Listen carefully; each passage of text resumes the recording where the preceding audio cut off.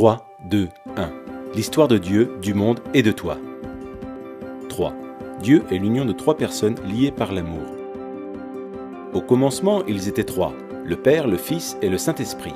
Non pas trois dieux différents, mais un Dieu, union indissoluble de trois, une triunité ou trinité. La Trinité n'est pas un problème de maths ou une ancienne énigme. C'est la bonne nouvelle que Dieu est amour. Depuis toujours, le Père a aimé son Fils dans l'unité de l'Esprit. Comment pouvons-nous nous représenter cela ?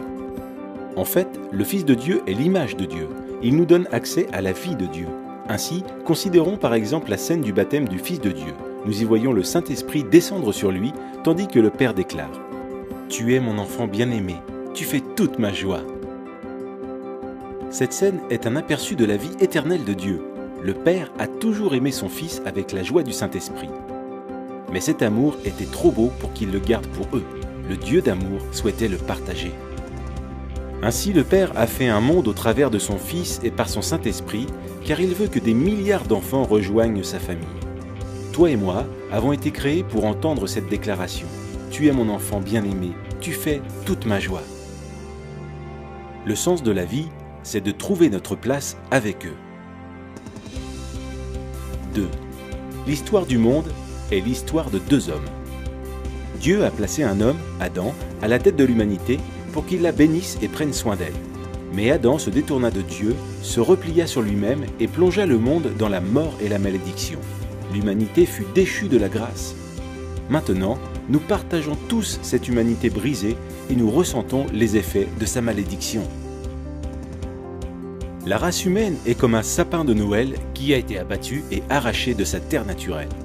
On peut se déguiser avec des décorations fantaisistes, on peut effectuer toutes sortes de bonnes actions. Mais nous périssons.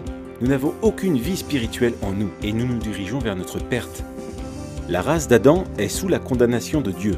Dieu a prononcé un non définitif à ce mode de vie parce qu'il veut quelque chose de très différent pour nous. Il veut que nous trouvions tous la vraie vie dans un second Adam, Jésus-Christ. Le Fils est venu sur terre en devenant un simple homme et fut nommé Jésus. Il est entré dans notre monde brisé et a pris en charge notre cause perdue. Comme un champion qui gagne la course pour nous, Jésus prit place dans nos chaussures et vécut la vie parfaite que nous ne pourrions jamais vivre. Puis, sur la croix, il mourut d'une mort maudite, mort qui devait être la nôtre. Mais en faisant cela, il prit la nature maudite d'Adam et l'anéantit. En effet, 3 jours plus tard, il revint à la vie, avec une vie vraiment nouvelle, là où il n'y a ni mort ni malédiction. Il nous invite maintenant à entrer dans sa vie et dans sa famille. 1. Tu fais un avec Adam. Feras-tu un avec Jésus ? Par notre naissance, nous faisons un avec Adam. On dit bien tel père, tel fils. C'est pourquoi nous partageons aussi sa nature égoïste, sa mort et sa malédiction. Unis à Adam, nous n'avons pas de vie en nous-mêmes et aucun espoir pour l'avenir. Mais Jésus vient pour offrir une incroyable union avec lui. Telle une branche de sapin de Noël, nous pouvons être coupés de l'arbre Adam et greffés à l'arbre Jésus-Christ. Pensez aussi à une autre image d'union. Nous pouvons faire un avec Jésus comme dans un mariage. Imaginez un mariage entre un prince et une mendiante. Elle est sale et pauvre, avec un nom honteux et un avenir sans espérance. Pourtant, le prince l'aime et s'offre à elle dans le mariage. Dès qu'ils sont unis, que se passe-t-il ? Le prince prend toutes les dettes de son épouse et elle reçoit toutes les richesses de son prince. Il couvre son nom honteux et lui donne son nom. Elle est invitée dans sa vie, sa famille et son héritage. Grâce à son prince, elle peut appeler le roi papa.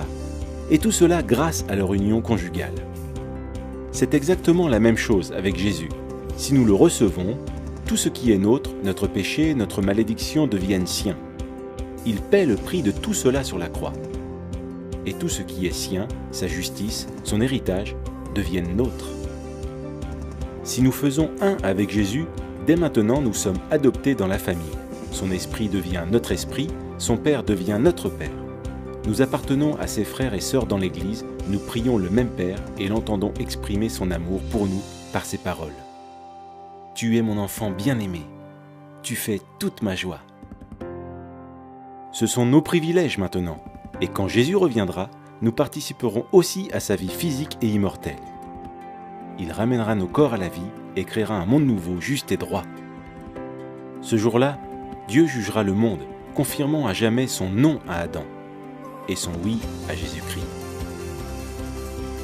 Tu fais un avec Adam, mais il n'y a aucun avenir dans cette vie-là. Cependant, les bras tendus vers toi, Jésus te lance une invitation. Il s'offre à toi, te donne sa vie même, sa famille et son avenir. Il est à toi si tu veux l'inviter dans ta vie. Fais un avec Jésus. Les trois t'invitent dans leur cercle d'amour. Les deux déterminent le monde. Veux-tu faire un avec le Fils de Dieu ?